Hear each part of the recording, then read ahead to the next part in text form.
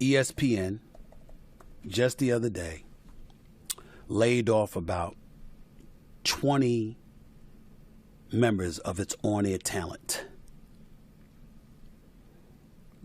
I titled this "Change Happened, More to Come," because, as you all know, I work at ESPN. My day job is First Take. NBA Countdown to NBA Stephen A's World, all of that stuff, but mainly First Take. And there are a lot of people who got laid off. Friends of mine, actually. Definitely respected colleagues who've done a phenomenal job and deserved better. But it's not Disney or ESPN that they deserved better from. They deserved better from than the times we're living in. A lot of people don't want to see that, and they don't want to appreciate that. But those are people rife with emotion, some justifiably, obviously, but are not paying enough attention to the dollars. Right here on this podcast, when Disney announced that 7,000 layoffs were coming, everybody associated with ESPN knew this day would arrive. Folks as individuals were hoping it just wasn't them. To see Jalen Rose gone, my brother, done an outstanding job for us covering the NBA for years. Got a lot of love for that brother. A lot of the great work he's done over the years, what he's represented for the company. I'm going to miss him. Jalen Rose has always been good to me. And I loved working with him on NBA Countdown. He is a brilliant, brilliant basketball mind. He is somebody that worked his ass off all the time. There was never an assignment he backed away from. There was never a time he didn't want to work.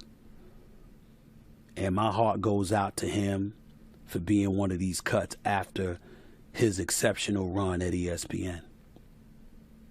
Jeff Van Gundy's another. You don't get labeled as a part of the A-team unless you're an A-teamer. That was Jeff Van Gundy, former head coach of the New York Knicks, former head coach of the Houston Rockets, outstanding, brilliant basketball analyst for ESPN for years. I could say I'm going to miss him, but I just can't imagine he's going to be out of work for long. I'm sure I'll see him on the air doing his thing.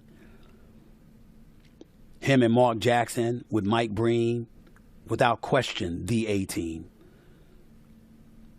Guys that I was proud to call colleagues and still am and always will be. Mike Breen, a Hall of Famer, one of the greatest to ever do what he's done as a play-by-play guy. As far as I'm concerned, Jeff Van Gundy's been a Hall of Fame analyst and commentator. I believe Mark Jackson to be the same. But we're going to have to sit up here, along with very many others. Okay, Neil Everett from SportsCenter, Ashley Brewer from SportsCenter, you know, my brother Keyshawn Johnson, my brother. Now, I know him on a far more personal level than I know many others. We've been friends for over 20 years. I'm sad to see him go. I think he'll be fine. Keyshawn Johnson is a businessman extraordinaire. He knows how to make money, knows how to get money, and he is not fazed. He is fine. I spoke to him over the weekend. He's fine. But I personally am going to miss him because of his contribution to First Take, what he has done for me, what he's done for my life, just being a big brother and a friend of me. I love him to death. And I know he's going to be fine. There's various others, and I don't want to mention everybody because I don't want to forget anybody's name. But those names certainly come to mind. I'm even going to mention Max Kellerman. I know y'all thought I wouldn't. I am not happy that he is gone. We all know what history we had. We all know what happened with he and I parting ways on First Take. I don't want the brother unemployed. I want him gainfully employed. I want him having a job and a career. And that brother knows his boxing inside as out, and smart as a whip, and has been around a long time. I wish him no ill will. And a matter of fact, although I sincerely doubt he ever will, if he ever called me needing my help, I would not hesitate to help him. Just because I don't want to work with you directly in a debate show doesn't mean I didn't want to work with you. Doesn't mean I couldn't have worked with him covering a boxing match. Doesn't mean I couldn't have worked with him covering a UFC match. Doesn't mean I could have worked with him doing Sports Center, a Sports Center segment, or somebody else. I'm just talking about a 2-hour debate show. I wanted a different partner. That's all. I wish the brother nothing but the best.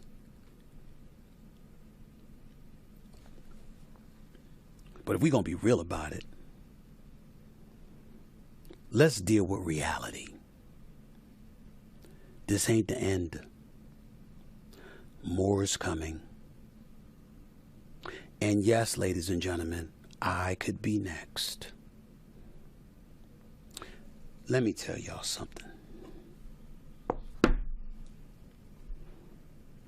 Don't ever, ever, ever in your life as a black person take anything for granted.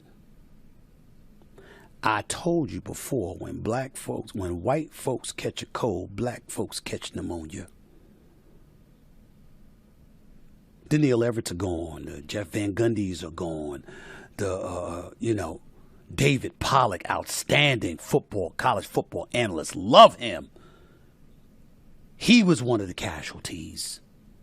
Todd McShay, college football analyst extraordinaire, especially for the NFL draft. He's part of the casualties. Love him. You didn't think black folks was going to be on the list too? That's always the case. And the one thing that I can tell you about Stephen A., this ain't 2009. I really didn't see it coming. My eyes are always wide open now. I'm never comfortable. I never take anything for granted, and I never assume that I'm safe. And First Take's #1, and been #1 for 11 and a half plus years.